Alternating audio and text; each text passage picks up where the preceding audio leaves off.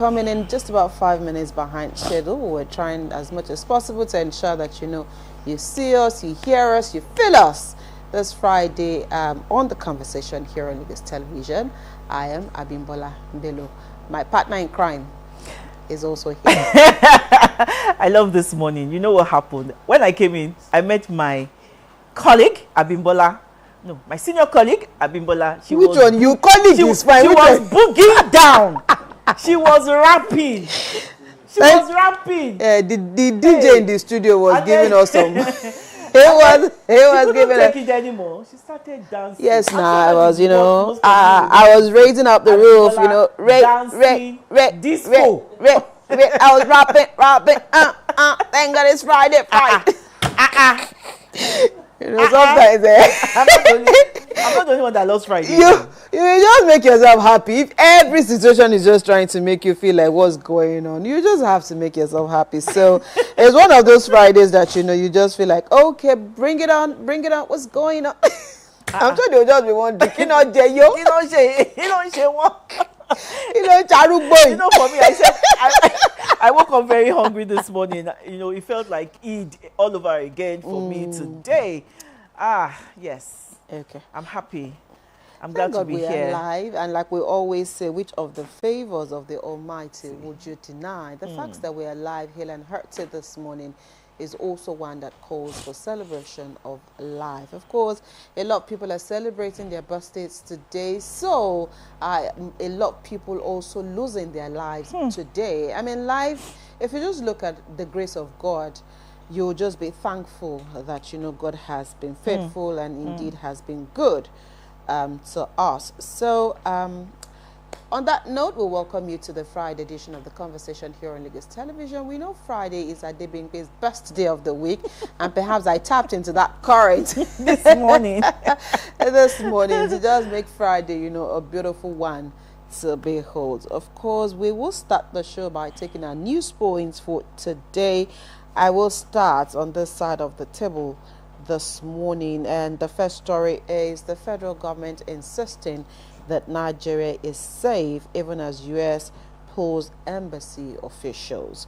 And the story says the federal government has reassured Nigerians and the international community that the country remains safe for residents and visitors, even as the United States ordered the evacuation of non-emergency staff and their families from its embassy in Abuja. While the U.S. cited security concerns across 23 states, the federal government on Thursday insisted that Nigeria continues to maintain a stable security environment and urged citizens to remain calm. Early on Wednesday, the U.S. Department of State authorized the departure of non-emergency government employees and their family members from the U.S. Embassy in Abuja, citing a deteriorating security situation across Nigeria. The embassy also closed for visa appointments in Abuja, asking applicants to check their email for details on rescheduled appointments. The statement posted on its website, however, said visa operations at U.S. Consulate General Lagos would continue. It added that American citizen services are available in emergencies and by appointment. Let me go back to part of the adversary of the United States maintained Nigeria's overall status at level 3, which says reconsider travel, while designating several states as level 4, do not travel. The department also highlighted Bauchi, Gombe, Kaduna, Kano, Katsina, Sokoto, and Zamfara state as high-risk areas due to unrest, crime, and kidnapping, while U.S. citizens were urged to avoid travel to Borno, Yobe, Kogi, Kwara, Niger, Plateau, Taraba, Jigawa, and Northern Adamawa due to terrorism, crime, and kidnapping. I will leave it there this morning because the thrust of the story. Okay, let me end on this note. The federal government, however, assured Nigerians, it's about the same thing. When things like this come up, it's usually very worrisome. And of course, the Minister for Information and National Orientation, Mohammed Idris, in a statement said the U.S. decision is a precautionary one and it is based on internal protocols rather than an indication of widespread insecurity. And even though Nigeria, is acknowledged isolated security challenges in some areas, there is no general breakdown of law and order. But we must also understand that, of course, the international community also has a way of getting intelligence, and they have a way of also getting information before they start. So for the U.S. consulate to have, put this out, yes, it might not be true 100%, but we cannot also wish it away. Exactly. There would be an iota of truth in what they have said, and I think it calls for more precautionary measures, especially judging from the attack we saw in Borno yesterday. Again, things like this, yes, they could be isolated, but again, they are not cases that we can just take hook, line, and sinker. So the federal government should do better by ensuring that security is heightened, especially in these states that the U.S. consulate have mentioned. Nothing might break out, but it would be nice to at least tighten things a little bit. Because sometimes when these things happen, or when you see advisories like this, it just calls for more caution. True. And it calls for more attention. If at all things that you could have taken your eyes away from, this is when you should now start looking inwards and start putting things in place. Look at intelligence. What are you doing with the kind of intelligence we're gathering? And it's sad from yesterday's Borno attack, what happened there. And I'm just going to quickly talk about what the general that died. At the end of the day, one of the things, 2 or 3 stories that I read, all linked it to the fact that he was trying to get away with an armored vehicle which did not start. So it meant that, sometimes what goes around comes around. will always come around. When you are in a position and you think that, you're untouchable, you never know how little equipment will come back to save your lives. Would we say that there were no allocations to service those vehicles? Had those vehicles been checked out days ago, before yesterday? Did they know they were not working? Did they try to put those vehicles in top shape? If that vehicle had been in top shape, he would be alive today. That vehicle didn't start, meaning that maintenance was also a problem. Is this about the federal government? Sometimes when we talk, we say government. There are little things that we also are to do as humans or as leaders or as subordinates. What are you doing? Because you never know where those things will come back to haunt you. If that car had been in top shape, if that armored vehicle were to have worked yesterday, he would have gotten away. He would have, because it was a bulletproof vehicle. But because the vehicle didn't start, and, at the end of the day, he was caught up in this. So I'm not exonerating the attack on the military base. I'm just saying there are times that little things that we neglect may come back to haunt us in the behind. Yeah, Abimbola, you've said so much and you've made sense. I just want to take one thing that you have said, that federal government should ensure that lives and property remains priority. Because when the U.S. put out that advisory, I said to myself that something is coming, because it had happened before. I think the last advisory they sent out, what happened? Okay, I think it was the bomb attack in Borno Market happened almost after. And if we do not have, as in the Nigerian army, do not have such intelligence, can't we just work with what the U.S. is putting out, instead of being reactive at all times? The Nigerian army, federal government should be more proactive. We talk about these things all the time. At what point did that vehicle, at what point wasn't it working?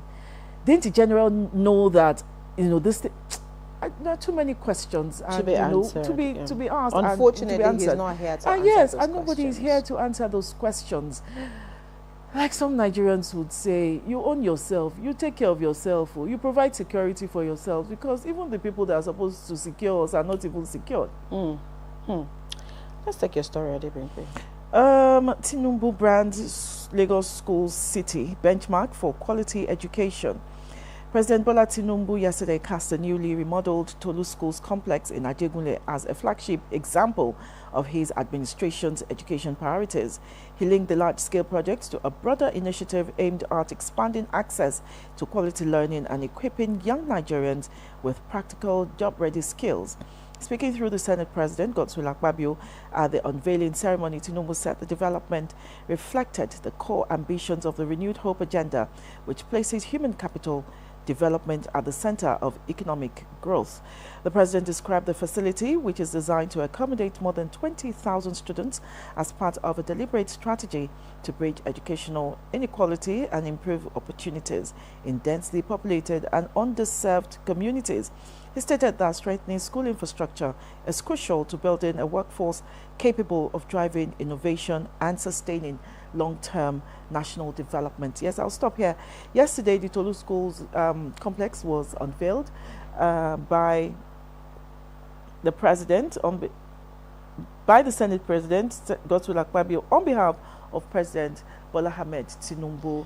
And, you know, we were asking, I remember Abimbola asking the Commissioner for Education when he came some days ago, that is this a model for future schools in Lagos? And he said, yeah, you know, there's some he said, yeah. And I think the president too has also stated this here. Now that school complex is something to behold. It has about 9 mini stadiums or something. It's a good one. It's a huge project. Yes, it's a huge one, and it's a good one. In the heart of Ajegunle, and of course, and I think what government is also saying here is education remains a priority, and in a place where if at all they love, you know, distractions, they love, because even the Maracana Stadium, the remodeled Maracana Stadium was also unveiled yesterday. So you put sports vis-a-vis education, you put sports vis-a-vis showbiz, entertainment, a lot of things that will always catch their fancy in Ajegunle. But it just shows that at least basic education is a priority, and it is free. So you cannot afford not to go to school, especially if you are in that access. So kudos to... I said something here to our guest yesterday, that look, for children who don't like to go to school, they don't even want to go to school on Saturdays and Sundays now. With that, they'll go and play football. They'll go and play football, yes. And I also like the fact that it is an inclusive school. You know, so for those who are also living with one form of disability or the other, can also go to school in that area. Let's take the last news story this morning. Fresh blow for ADC as state congresses stall. The leadership crisis rocking the African Democratic Congress shows no sign of abating, as internal wrangling and legal hurdles have stalled the state congresses scheduled for Saturday, April 11, 2026. The crisis, which has since fragmented the party into 3 camps, led by former Senate President David Mark, Nafiu Gombe, and a bloc spearheaded by some ADC chairmen, led to the recent recognition of the Mark-led National Working Committee by INEC. While some states have announced the suspension of their congresses, a few states have vowed to proceed with the election ahead of the party's convention. On Thursday, a faction stormed the INEC headquarters in Abuja, demanding formal recognition. Of course, it's a long read, but thrust of this is that come tomorrow, a couple of states have cancelled or put on hold their state congresses that should hold tomorrow, because I think the fear is if we go ahead to hold any congress, any state congress, which faction do we really belong to? Is it the Gombe? Is it the Nafiu or the David Mark? And at the end of the day, when the party goes to court, will it then be nullified? So you waste money in all fronts. So it's best that they wait and see where the crisis rocking the party will really sway to. But they must also realize that time is going, and time is not their friend in this particular issue. So they must really get their acts together as fast as possible to ensure that, everything is in place. But then, obviously, it's still a long thing for the ADC as we speak. All right, let's go to the X platform this morning and take a look at what's trending. Adebimpe has been following. Adebimpe will bring us up to speed with what the Ula Balu is really all about. Of course, Wizkid Camp, Burna Boy, and a couple of others. Adebimpe, what's the cocoa? Okay, this is what happened. At Obi's house, sometime last weekend, DJ Tunes, who is also Wizkid's DJ, was playing Wizkid's songs at that club, and it didn't go well with Burna Boy because none of his songs were played. And I think when he finished, Burna Boy attacked him, and they fought, and some of Burna Boy's people, bouncers, beat up DJ Tunes. And Wizkid, who has not been in the country, of course, heard about it and has been shading Burna Boy online, calling him all sorts of names, linking him to Diddy, linking him to, of course, Diddy, calling him Diddy's babe. And we all know what Diddy is going through right now. Of course, he's been locked up for his, I quote, his fantasies. So, that's what is going on. And, Wizkid has been taking a swipe. Gbasgbos is real on Twitter, online, of course. And the Wizkid FC, they are not relenting. They are also... They're also supporting all of them their Oga. It's good for the two of them, because there was a time when Burna Boy attacked Davido and Wizkid was there, and he just looked away. It was just like, then Burna Boy and Wizkid were friends, and Burna Boy attacked Davido, and I just saw something now. Accordingly, that they said is Burna Boy that said, no be 10 people beat DJ Tunes. Now only me, and now only 2 slaps I give him. I swear with my mama. So this is where that thing I mentioned earlier. The one you mentioned earlier. If I did lie, make Ogun carry my mama go anywhere where Wizkid mama day. You see, this just... How can you even say that about your mother? Why would you say that about your mother? This is not... I've never liked him. I think he's rough, I don't know. He's an international figure. He doesn't behave that way. He doesn't act that way. He doesn't even show good examples. But he has his people, his fans. Everybody get their celeb. Anyways, we just hope that they will find time to make peace, and then just sort these things out amongst themselves. So let's see where this will pan out at the end of the day. But I think him, going to the extent of saying, such a thing about his mom and reverencing death in such a way, I don't think it's really nice. So I think these guys, they can do better, knowing full well that a lot of young people look up to you. And if people look up to you and you claim to be celebrities and influencers and models, icons, you can do better and live better. So you need to show better examples. You can go on the X platform this morning and take a further read on why DJ Tunes, Wizkid, Burna Boy are trending. We'll take a quick break. When we return, of course, our conversation on this side of the table this morning will be about entertainment, and I'm sure that you'll be it's a good way to start the Friday anyway. So Afrobeat to the World is what we're taking a look at on this conversation this morning.